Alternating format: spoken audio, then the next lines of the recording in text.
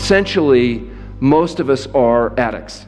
We're addicted to the artificial stimulation of dopamine in our brains, whether it comes because we're drinking alcohol or caffeine or smoking cigarettes or using oils and sugar chemicals in our food. We are addicts, and we will fight vehemently to defend our addictions. You know, if you go up to an alcoholic and say, you know how your life really sucks? It's because of the alcohol. Do they go, oh, it's the drinking? I had no idea. Oh, thank you. I won't drink anymore. Or do they tell you to mind your own business because they don't want to hear about it, right? I mean, think about how we manage obesity in the United States. Do we tell alcoholics, for example, you drink too much, so you need to learn to drink moderately? Put your alcohol in a smaller cup, and then you won't be a drunk anymore.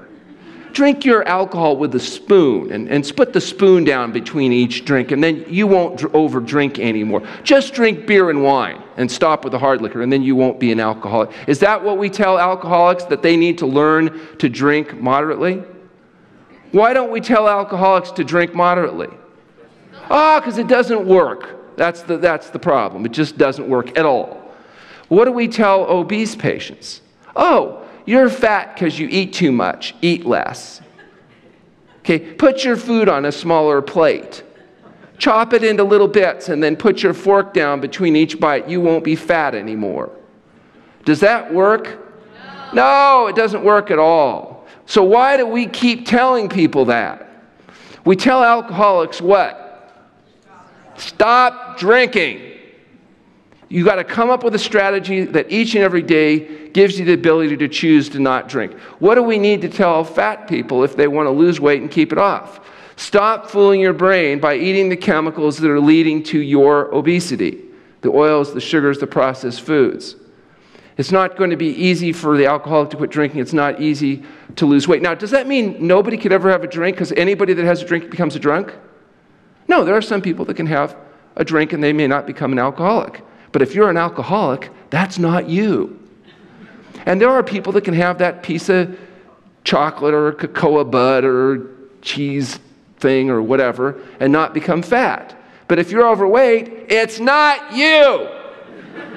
If you could have stopped it or controlled it, you would have stopped or controlled it. It's not like you didn't try. You can't. And so what you need to do is recognize that and stop fooling your brains. Adopt a plant-based whole foods diet. Fruits, vegetables, grains, legumes, nuts, and seeds. And stop with all the meat, fish, fat, eggs, dairy products, oil, salt, and sugar. If you do that, guess what happens? You lose your weight.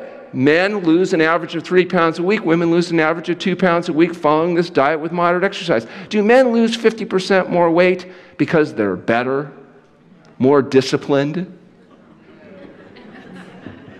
We have a stronger psychology. No, we have testosterone. Testosterone is a fat-burning hormone. If you inject women with testosterone, they lose their fat. Of course, then they get hairy and get cancer and die, so it's probably not a good management strategy. If you inject men with estrogen, guess what happens?